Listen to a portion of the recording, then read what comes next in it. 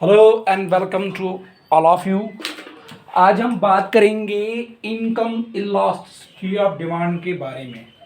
पहले हमने पढ़ा था प्राइस इलास्टिसिटी ऑफ डिमांड और एक टाइप है income elasticity of demand. Income elasticity of demand का मतलब है इनकम के चेंज होने से क्वांटिटी डिमांड में कितनी चेंज आएगी, इसी को बोलते हैं इनकम इलास्टिसिटी ऑफ डिमांड, यानी percentage change in quantity demand due to the percentage change in income.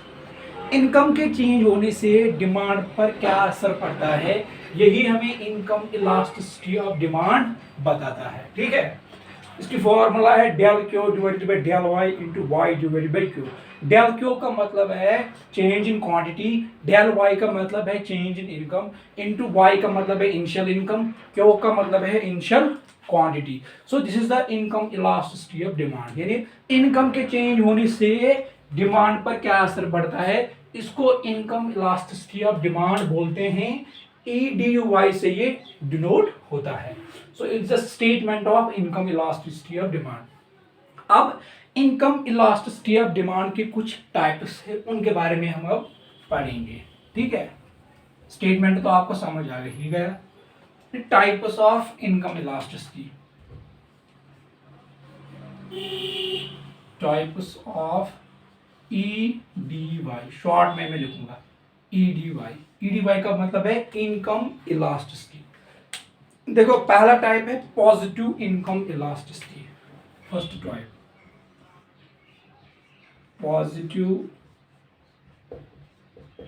Positive income elasticity, income elasticity. Positive income elasticity का मतलब है जब इनकम चेंज हो जाएगी क्वांटिटी डिमांड भी चेंज आएगी, उसका मतलब है इनकम इलास्टिसिटी। पॉजिटिव का मतलब है जब इनकम इंक्रीज हो जाएगी क्वांटिटी डिमांड भी इंक्रीज हो जाएगी। जब y मतलब है इनकम डिक्रीज हो जाएगा क्वांटिटी डिमांड भी डिक्रीज हो जाएगी। This is called the positive income elasticity, यानी direct relationship between income and quantity demand. Income increases quantity demand increases, income decreases quantity demand decreases. So numerically हम बोलते हैं जब EDY ग्रेटर देन 0 होगा तब हम it is called the positive income elasticity, यानी जब इनकम इलास्टिसिटी ग्रेटर देन 0 होगी वहां पे हम बोलेंगे positive income elasticity. Positive income elasticity का मतलब है direct relationship between Y and Q, quantity demand and income के दरमियान डायरेक्ट रिलेशनशिप है। Y increases quantity demand increases, Y decreases quantity demand decreases. In the last lecture we have studied the types of goods and its relationship with price। वहां पे हमने income के साथ भी relation देखी। सो पॉजिटिव इनकम इलास्टिसिटी कहाँ पे होती है, किन गुड में पॉजिटिव इनकम इलास्टिसिटी होती है, वो जब हम लेंगे normal good case, normal good, वहां पर पॉजिटिव इनकम इलास्टिसिटी होती है। क्या होती है, पॉजिटिव इनकम इलास्टिसिटी। यानी अगर हम इसकी करो की बात करेंगे वो बन जाएगी अपवर्ड, यहां से इनकम लेंगे यहां से क्वांटिटी लेंगे। So it's a case of normal good. So normal good के केस में पॉजिटिव इनकम इलास्टिसिटी होती है। पॉजिटिव का मतलब है direct relationship between income and quantity demand. Numerically positive income elasticity greater than 0 से होती है। जब भी ग्रेटर देन 0 होगी तब हम बोलेंगे कि यहाँ पे पॉजिटिव इनकम इलास्टिसिटी है, यानी EDY अगर ग्रेटर देन 0 होगा वहां पे हम बोलेंगे पॉजिटिव इनकम इलास्टिसिटी, क्योंकि EDY से ही डिनोट होती है क्या, income elasticity. So positive income elasticity कहाँ पे होती है, नॉर्मल गुड के केस में, जो हमने पिछले वाले लेक्चर में पढ़ा। ठीक है, अब है यहाँ पे कुछ types of positive income elasticity, यानी ये तो पहला टाइप है इनकम इलास्टिसिटी का, इसके भी अब सब टाइप्स है, यानी पॉजिटिव के भी अब टाइप्स है। यहाँ पे भी लिखूंगा EDY greater than 0, direct relationship between price and quantity demand. Price increase, y increases, income increases, quantity increases, income decreases, quantity decreases। अब इसके सब टाइप्स है, इसके पॉजिटिव इनकम इलास्टिसिटी के सब टाइप्स है। ठीक है, अब इसके टाइप्स है। इसका पहला टाइप मैं यहाँ पे ए से वो डिनोट करूंगा। पहला टाइप है जब EDY यानी EDY income elasticity greater than 1 होगी, ठीक है। अगर इनकम इलास्टिसिटी ग्रेटर देन 1 होगी, इसका मतलब है percentage change in Y, percentage change in Y causes more change in demand। Income के चेंज होने से अगर डिमांड में ज्यादा चेंज आएगी, तब हम कहेंगे इस वक्त जो है इनकम इलास्टिसिटी ग्रेटर देन 1 है, यानी यहां पर इनकम इलास्टिसिटी ग्रेटर देन 1 है। फॉर एग्जांपल अगर हम यहां से इनकम लेंगे, यहां से लेंगे डिमांड, ठीक है। अगर हम इनकम की बात करेंगे, यहाँ पे 100 होगी इनकम, डिमांड फॉर एग्जांपल 100 है। यहाँ पे अगर हम इनकम करेंगे चेंज फॉर एग्जांपल 110, यहाँ पे हम लिखेंगे डिमांड 120, तो इनकम में 10% चेंज आई, लेकिन क्वांटिटी डिमांड में 20% चेंज आई। सो ये चेंज ज्यादा है due to change in income, इस वहां पे है ईडी ग्रेटर देन 1। और ईडी ग्रेटर देन 1 कहां पे होता है, किन गुड में होगा ईडी 1? लक्जरियस गुड्स में। अगर गुड लक्जरियस होगा, सो अगर उसके प्राइस में थोड़ा सा भी चेंज आता है, डिमांड काफी बढ़ जाती है। सो it is the case of luxurious good. ये याद रखना है कि ईडी किस में ज्यादा है, वाई वहां पे हम पढ़ते थे प्राइस इलास्टिसिटी, यहाँ पे है इनकम इलास्टिसिटी। अगर इनकम इलास्टिसिटी ग्रेटर देन 1 होगी, तब है केस लक्जरियस गुड का। अगर प्राइस इलास्टिसिटी ग्रेटर देन 1 होगी, वहां भी केस है लक्जरियस गुड का। यानी अगर प्राइस थोड़ा सा भी चेंज हो जाएगा, क्वांटिटी डिमांड में बहुत ज्यादा चेंज आ जाएगी, ठीक है। और दूसरा सब ग्रुप है इनकम का, दूसरा होगी जब ईडी होगी 1 के बराबर, यानी ईडी वाई, इनकम इलास्टिसिटी 1 के बराबर। ईडी 1 का क्या मतलब है, इक्वल चेंज इन इनकम, यानी percentage change in Y causes equal change in demand, percentage change in Y causes equal, यानी जितनी चेंज इनकम में आएगी उतनी change causes equal change in demand, तब हम कहेंगे यहां पे ईडी वाई 1 के बराबर है। तीसरा सब ग्रुप है इनकम का, जब ईडी वाई लेस देन 1 होगी, इसका मतलब है percentage change in Y causes less change in demand. यानी ईडी वाई अगर लेस देन 1 होगा, इसका मतलब है जितना चेंज इनकम में आती है उससे कम चेंज आती है डिमांड में। So it is the case of necessary good. ED Y less than 1 is the case of necessary good. ये नेसेसरी गुड का केस है, नेसेसरी गुड का केस है ये वाला। क्योंकि हम अगर for example salt is a necessary good, हम अगर साल्ट का प्राइस डिक्रीज हो जाएगा, हम ज्यादा उसको नहीं खरीदेंगे क्योंकि हम उतना ही साल्ट को यूज करेंगे। अलबत्ता अगर गोल्ड का प्राइस डिक्रीज हो जाएगा, हम गोल्ड बहुत खरीदेंगे, उसकी डिमांड में काफी चेंज आएगी। तो ED Y is equal less than 1 का मतलब है जितनी चेंज इनकम में आती है उससे कम चेंज डिमांड में आएगी, तब है केस नेसेसरी गुड का। So this is the first case, first type जो ईडी का है, positive income elasticity. These are the sub types of positive income elasticity. You may note down these points, ठीक है। द सेकंड ग्रुप ऑफ, यानी second type of income elasticity is negative income elasticity. Negative income elasticity, this is the positive income elasticity. The second case is negative income elasticity. Negative income elasticity. Negative का मतलब है जब EDY less than 0 होगा। अगर EDY less than 0 होगा तो negative का case है। नेगेटिव इनकम इलास्टिसिटी का मतलब है इनकम इंक्रीजेस। फॉर एग्जांपल अगर क्वांटिटी, अगर इनकम हमारी इंक्रीज हो जाएगी, क्वांटिटी डिमांड डिक्रीजेस। अगर इनकम डिक्रीज हुई, क्वांटिटी डिमांड इंक्रीजेस। सो कहां पे होता है negative income elasticity? Inferior good में। इंफीरियर पढ़ा हमने पहले ही, यानी अगर इनकम मेरी इंक्रीज हुई तो मैं इंफीरियर गुड, यहां पे मैं इंफीरियर आई लिखूंगा क्या, quantity of inferior good, quantity of inferior good decrease हो जाएगी, क्योंकि मैं अब इंफीरियर नहीं यूज करूंगा, मैं सेकंड हैंड क्लोथ्स यूज नहीं करूंगा, मैं सुपीरियर क्लोथ्स पे शिफ्ट ऑन करूंगा। लेकिन जो ही मेरी इनकम डिक्रीज हो जाएंगी, मैं फिर इंफीरियर गुड खरीदूंगा, मैं फिर सेकंड हैंड क्लोथ्स पे ही जाऊंगा। तभी there is a negative income effect, income increases, demand decreases, income decreases, quantity demand of inferior good increases, and this is the second case of income elasticity.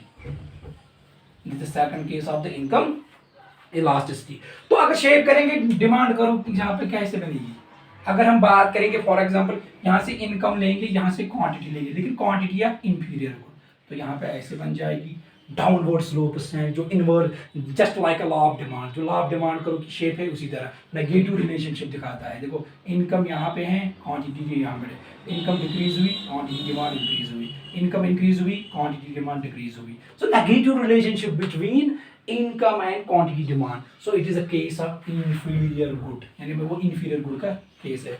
इसके बाद और एक टाइप है zero income elasticity, zero income elasticity, यानी जहां पे E D Y equal to zero, जब E D Y zero के बराबर होगा, so it is also the case of necessary good, यानी यहाँ पे इनकम चेंज होने पे उसकी डिमांड में ज्यादा चेंज ही नहीं आती है, कुछ चेंज ही नहीं आती है, इनकम जो भी है सेम क्वांटिटी हम बाई करते हैं। फॉर एग्जाम्पल मतलब इनकम चाहे इंक्रीज हो डिक्रीज हो, हम वो खरीदते हैं। For example take the example of tablets, insulin, चाहे उसकी हमारी इनकम बढ़ेगी, अगर हमारी इनकम बढ़ेगी हम ज्यादा इंसुलिन खरीदेंगे नहीं, हम उतने ही खरीदेंगे जितने हमें जरूरत है, जितना हमें फ्राइडे को जरूरत है सैटरडे को भी वही है। हम अगर हम एक इंसुलिन लगाते हैं रोज, तो हमें फ्राइडे भी एक लगेगा, सैटरडे भी एक, चाहे हमारी इनकम इंक्रीज हो जाए या डिक्रीज हो जाए, हम सेम क्वांटिटी बाई करेंगे। So this is called the zero income elasticity, ED is called ED Y is called zero. So these are the types of the income elasticity, ये आपको याद रखने हैं। इसके बाद है और एक topic cross elasticity of demand, छोटा सा टॉपिक है, आपको सिर्फ याद रखने हैं कि इस गुड में क्या इलास्टिसिटी है, ये यही क्वेश्चन आ सकता है। Cross elasticity of demand, cross elasticity of demand, cross elasticity of demand का मतलब है जब एक गुड की डिमांड पर चेंज आएगी, यानी एक गुड की डिमांड में चेंज आएगी लेकिन दूसरे गुड के प्राइस से, परसेंटेज क्रॉस का मतलब है क्रॉस में, यानी अगर एक्स की गुड की क्वांटिटी में डिमांड पे असर पड़ेगा ड्यू टू वाई के प्राइस से, जब एक के प्राइस चेंज होने से दूसरे डिमांड पे असर पड़ेगा, उसको बोलते हैं क्रॉस इलास्टिसिटी ऑफ डिमांड, उसको हम ईडीसी लिखते हैं, क्रॉस इलास्टिसिटी ऑफ डिमांड। इसका क्या मतलब है, percentage change in quantity, percentage change in quantity of X. For example X एक गुड है, इसकी क्वांटिटी में चेंज आ जाएगी कब, जब percentage change in price of Y, दूसरे गुड के प्राइस से क्वांटिटी ऑफ एक्स चेंज हो रही है, यानी दो गुड है एक्स और वाई, वाई का प्राइस अगर चेंज हो जाएगा इसकी क्वांटिटी पे असर पड़ता है, एक्स की क्वांटिटी पे असर पड़ता है, percentage change in quantity of x. Colgate का प्राइस चेंज होने से पेप्सोडेंट पे असर पड़ता है, this is called the cross elasticity of demand. मेरी फादर की इनकम चेंज होने से मुझ पे असर पड़ता है इनडायरेक्टली, क्रॉसली, वो मतलब उसका अगर फॉर एग्जाम्पल उसकी इनकम हो जाएगा, वहां पर बोलेंगे क्रॉस इलास्टिसिटी ऑफ इनकम, ठीक है।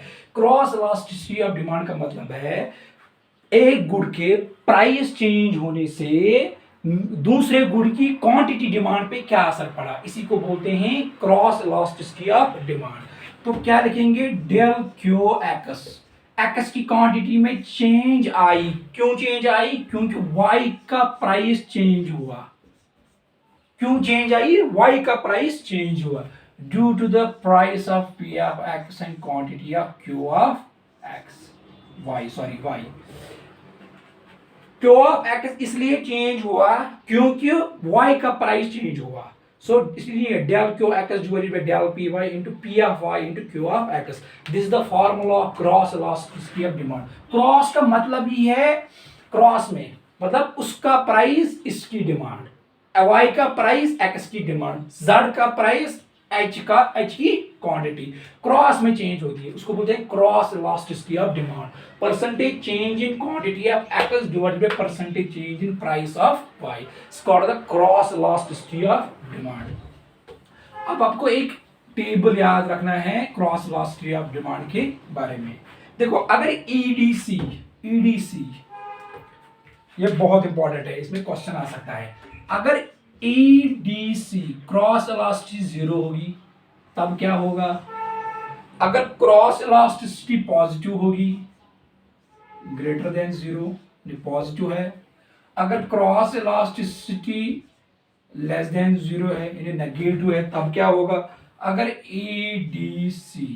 ईडीसी फॉर एग्जांपल इन्फिनिटी होगी, अगर पॉजिटिव इन्फिनिटी, अगर EDC for example EDC negative infinity में होगी तब क्या होगा?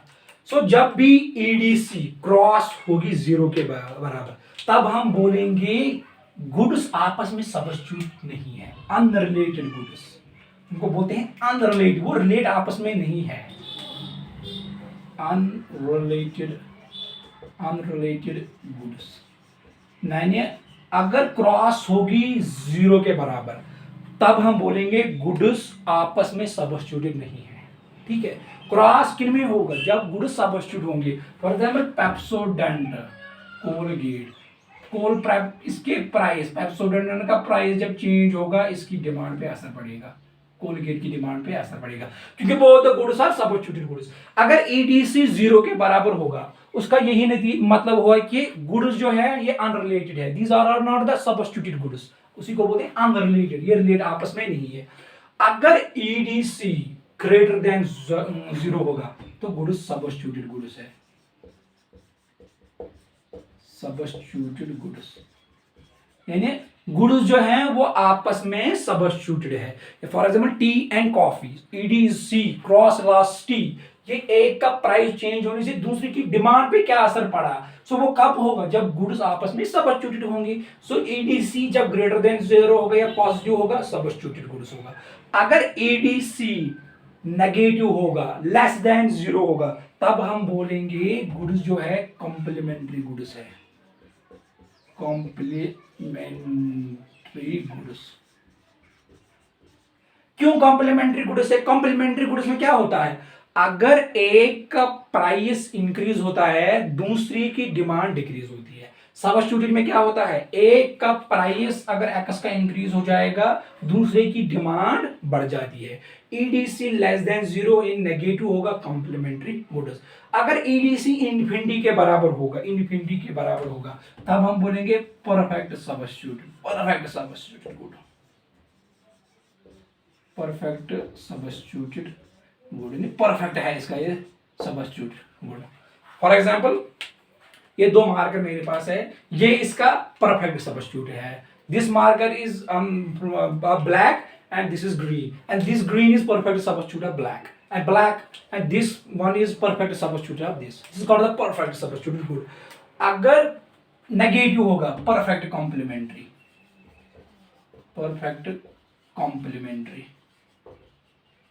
यानी परफेक्ट कॉम्प्लीमेंट्री का मतलब है अगर वो दूसरा गुड नहीं होगा तो एक दूसरा बेकार है, इसीलिए सब परफेक्ट सब्स्टिट्यूट में ईडीसी पॉजिटिव होगा, परफेक्ट है। अगर ग्रेटर देन 0 होगा तब है सब्स्टिट्यूटेड गुड। ये आपको याद रखना है, ये मतलब ईडीसी कब 0 होगा उस वक्त क्या होगा?